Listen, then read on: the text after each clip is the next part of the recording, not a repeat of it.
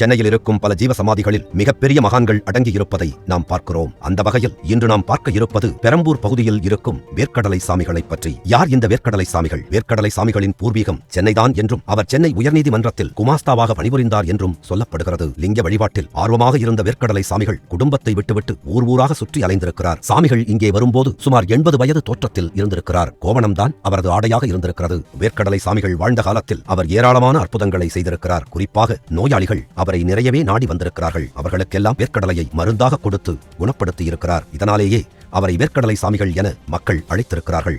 வேர்க்கடலை சாமிகளை தரிசித்துச் சென்றால் குழந்தை வரம் நிச்சயம் கிடைக்கும் என்றார்கள். ஐயாவை வழிபட வருபவர்கள் குறிப்பிட்ட ஒரு காரணத்துக்காகவே அதிகம் வருகிறார்கள். இன்று வழக்குகளுக்காக நீதிமன்றத்தின் கதவை தட்டுவது அதிகரித்து வருகிறது. தங்கள் பக்கம் நியாயத்தை வேண்டும் மக்கள் ஐயாவை வழிபட்டுச் சென்றால் அனைத்தும் வெற்றியாகும் என்பது நம்பிக்கை. 1935ஆம் ஆண்டு மார்கழி மாதம் தேய்பிறை சித்திரை நட்சத்திரத்தில் வேர்க்கடலை சாமிகள் ஜீவசமாதியானார்.